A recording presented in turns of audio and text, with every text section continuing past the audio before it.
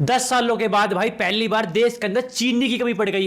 1 million ton चीनी भाई हमको इंपोर्ट करनी पड़ रही है भाई। जब तक कि भाई कुछ सालों पहले तक हम चीनी को एक्सपोर्ट करते थे, और इथेनॉल प्रोडक्शन स्टार्ट होने के बाद इंडियन गवर्नमेंट ने बोला था कि जो एक्स्ट्रा चीनी हम एक्सपोर्ट कर रहे थे उसको रोक कर रखो, उससे हम इथेनॉल का प्रोडक्शन करेंगे। बट भाई इतनी बड़े सेंसिटिव मैटर के अंदर आप ऐसी मैथमेटिकल मिस्टेक कर कैसे सकते हो कि भाई आपको ये नहीं पता देश के अंदर प्रोडक्शन कम हो गया था, चीनी का प्रोडक्शन था वो डिप कर गया, बट फिर भी आपने सेम चीनी 3-3.5 मिलियन टन चीनी इथेनॉल को दे दी, जबकि भाई आपको पता था कि रिजर्व के नंबर भी कुछ ठीक से नहीं है। मतलब इतनी छोटी सी मिस्टेक आप इतने सेंसिटिव मैटर के अंदर कर कैसे सकते हो। और उसके अलावा भाई जो आपको पता है जो E20 पेट्रोल है वो सरकार को महंगा पड़ रहा है प्योर पेट्रोल से। जब तक पेट्रोल या फिर क्रूड ऑयल के दाम $120-130 या फिर आसमान को नहीं छू जाते, जब तक भाई इंडियन गवर्नमेंट को E20 पेट्रोल बनाने के अंदर ज्यादा पैसे लग रहे हैं। क्योंकि भाई जो प्योर पेट्रोल का फाइनल प्राइस आता है और जो इथेनॉल का फाइनल प्राइस आता है उसके अंदर ऑलमोस्ट 12 से 15 रुपए का फर्क है पर लीटर। इथेनॉल के कुछ फायदे भी है। सबसे पहली बात भाई ऑलमोस्ट 2 लाख करोड़ रुपए सरकार ने बचा लिए हैं जो क्रूड ऑयल कम खरीदना पड़ रहा है 20% पर लीटर के ऊपर, उसके कारण। और साथ ही साथ भाई जो इंडिया के अंदर शुगर केन जो हमेशा एक्सेस के अंदर पड़ा रहता था फिर खराब होता था,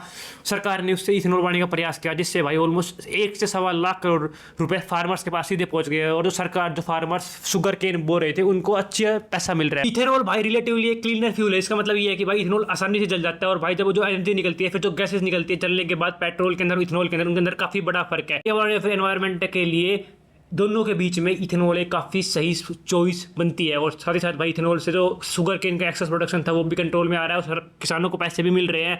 बट इसका मतलब ये नहीं है कि भाई इथेनॉल के सारे फायदे ही फायदे। ऑब्वियसली सरकार भाई 2 लाख करोड़ रुपए बचा भी पा रही है, बट इथेनॉल के भाई नुकसान भी है, लोगों की टंकियां खराब हो रही है। और भाई मेरा तो यही मानना है कि धीरे धीरे इसको आपको पुश करना था, ना कि इतनी जल्दी। 2030 तक की डेडलाइन थी तो उसको 2030 के अंदर ही करना था, ना कि 2025 के अंदर कर खड़ा कर देना था। और भाई बहुत लोगों को दिक्कतें आ रही है भाई, और आप इतने सेंसिटिव मैटर के अंदर ऐसी गलती तो कर ही नहीं सकते कि भाई जिस चीज़ की आपको कमी नहीं पड़ी आपको 10 साल बाद चीनी की कमी पड़ जाए अगले ही साल जिस साल आपने चीनी का एक्सपोर्ट्स को बैन किया था। दिस इज जस्ट शेमफुल भाई। मतलब इतनी गलती, इतनी छोटी सी गलती आप इतने बड़े सेंसिटिव मैटर के अंदर कर कैसे सकते हो। वाह भाई।